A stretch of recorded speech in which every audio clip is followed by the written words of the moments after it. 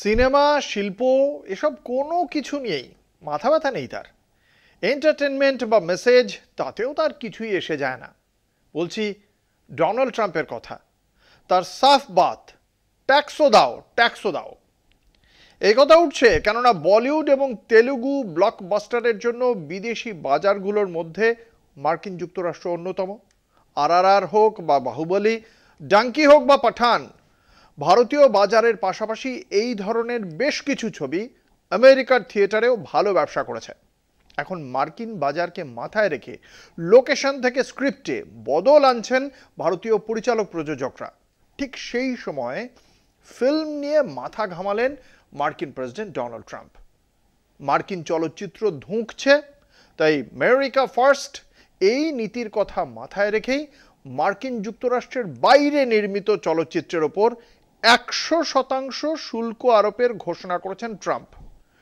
সিদ্ধান্ত বাস্তবায়িত হলে উত্তর আমেরিকায় ভারতীয় সিনেমার যে বাজার রয়েছে তার উপর গুরুতর প্রভাব পড়তে পারে বলে মনে করছেন বিশেষজ্ঞরা।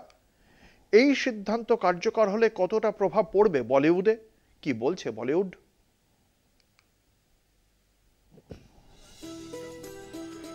মার্কিন যুক্তরাষ্ট্রের বাইরে নির্মিত চলচ্চিত্রের উপর এবার 100% শুল্ক আরোপের ঘোষণা করেছেন ডোনাল্ড ট্রাম্প। ইতিমধ্যেই মার্কিন বাণিজ্য বিভাগ এবং মার্কিন বাণিজ্য প্রতিনিধিকে শুল্ক আরোপের জন্য প্রয়োজনীয় পদক্ষেপের নির্দেশ দিয়েছেন মার্কিন প্রেসিডেন্ট। যদি 100% শুল্ক আরোপ হয় তবেই কোনো মার্কিন ডিস্ট্রিবিউটর $10 লক্ষ দিয়ে কোনো ভারতীয় ছবির প্রদর্শনের স্বত্ব কিনলে তবে সেই ছবি প্রদর্শনের জন্য অতিরিক্ত $10 লক্ষ কর তাকে দিতে হবে। এর ফলে একজন পরিবেশকের বিনিয়োগ হয়ে যাবে দ্বিগুণ। ফিল্মের ব্যবসায় লাভের অঙ্ক কম এবং বিনিয়োগ করা অর্থ থেকে লাভের নিশ্চয়তাও কম। তাই এই কর দ্বিগুণ হলে অনেক পরিবেশকই পিছিয়ে যেতে পারেন, যা সার্বিকভাবে ব্যবসার ক্ষেত্রে বড় বাধা তৈরি করবে। ইতিমধ্যেই বেশ কয়েকটি ছবির আমেরিকায় মুক্তি নিয়ে প্রয়োজনীয় চুক্তি আটকে গিয়েছে। ট্রাম্পের নির্দেশিকা কিভাবে বাস্তবায়িত হচ্ছে, শুল্ক আরোপ কিভাবে বলবৎ হবে তা জেনেই পরবর্তী ছবির জন্য চুক্তি করতে চাইছেন পরিবেশকেরা। যদি এই নির্দেশিকা ওটিটির ক্ষেত্রে প্রযোজ্য হয় তাহলে লাভের অঙ্ক কমবে আরো। শুধু 2023 সালে ভারতীয় ছবি মার্কিন বাজারে প্রায় $20 লক্ষ ব্যবসা করেছে।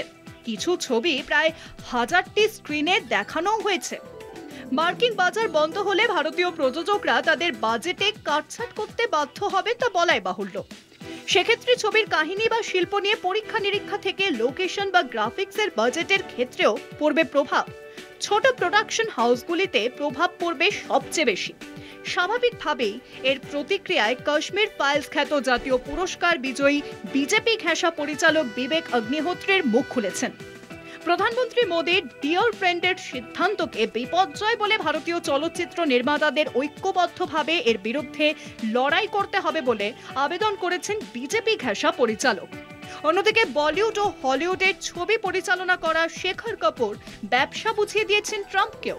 তার মতে হলিউডের অধিকাংশ ছবির মূল আয় হয় আমেরিকার বাইরে থেকে, তাই শুল্ক চাপলে আমেরিকার বাইরে যেতে উৎসাহ পাবে হলিউড।